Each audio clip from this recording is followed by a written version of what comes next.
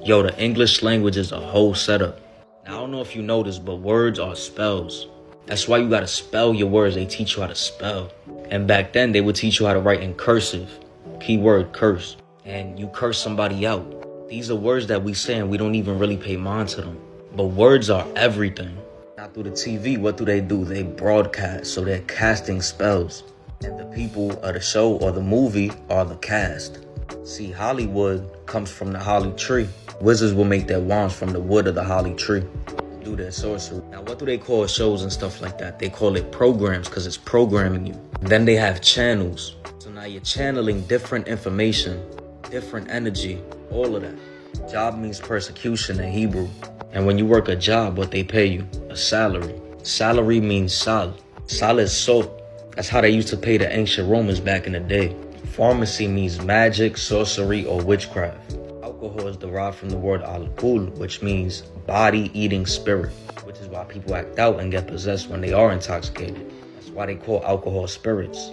The word alarm originated in Italy as a battle cry, and that battle cry means to your weapons. So when you awake in the morning, awake is a gathering after the funeral, and mourning is a state of grief when somebody passes. That's why we don't say good morning, we say grand rising. But listen to this, so your alarm wakes you up, and that's a battle cry that means to your weapons. And you're now awake, which means gathering after the funeral.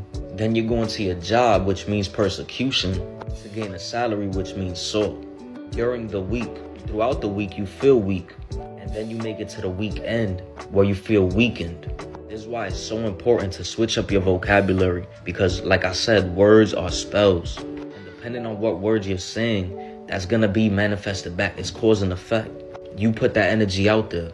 Even if it's unconsciously, you put that out there. So just be aware and definitely start switching up your vocabulary. Stop saying the word spent. Oh, I spent this much. I spent money. Stop saying that. Because once you spent it, the universe hears that and that's it. You can't get it back because you spent it. But if you say I circulated or I invested, the money is definitely gonna come right back to you.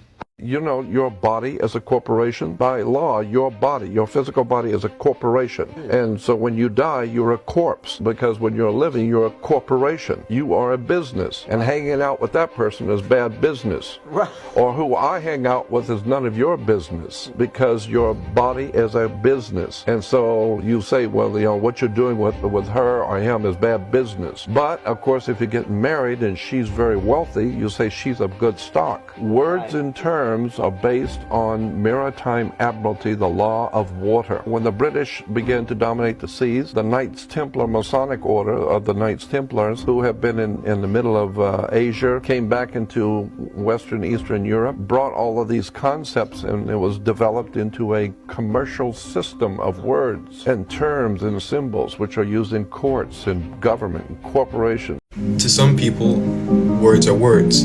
To others, words aren't just words, but they hold a significant amount of power. They tell a story, or they give a meaning like no other. It touches the soul in different ways.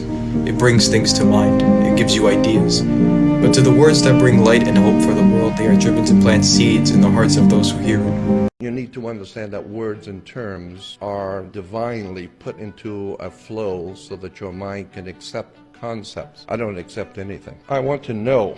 Less means be less you. A soldier is a soul dyer. You are weakened on the weak end. From the weak days. Days is unable to think in a state of confusion. On the weekdays you work a job, which is Hebrew for persecuted. On that job you earn. An urn is a vessel for the ashes of the dead. Awake is a wake. A wake is a gathering that takes place before a funeral. Hollywood is the holy wood, the wood from a holly tree. This wood was used to create magic wands. They cast spells to a broad audience through the tele-vision, through the Hollywood programs. The bottom of the foot is called the soul, and your heel is hell. Your soul is in hell. You must raise your consciousness to the head, heaven. Heel is hell, earth rearranged as heart, and head is heaven. They're inside of you, not external places. They teach you to say the vowels in this order, A, E, I, O, U, to train you to become a slave. They want you to think slaughter is laughter. English language is full of hidden spells.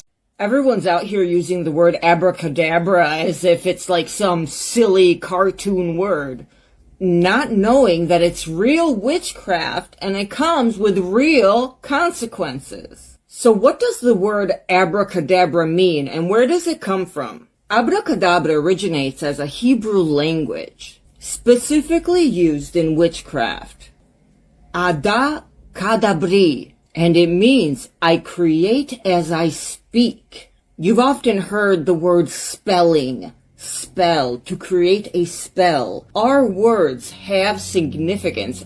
Our words carry weight. Oddly, the word originated as a healing spell. Abracadabra, written in a triangle shape like this, is a healing spell. The use and origin go all the way back to the 3rd century CE. The physician Quintus Serenus Summonicus was the first one to use this as a spell, and it was to heal his patients. Putting the words in a triangular format was thought to heal people. The literal meaning of abracadabra is, I create as I speak. To explain it in a nutshell, it's a mystical word or expression used in incantations, on amulets, and it has a magical meaning of warding off misfortune, harm, or illness. And it's not just the ancient Greeks or the Hebrews who lay claim to the origins of abracadabra. Apparently the Romans used the word too. Absolutely. One of the oldest mentions of the word appears in the text of the 3rd century Roman physician Quintus Serenus Summonicus.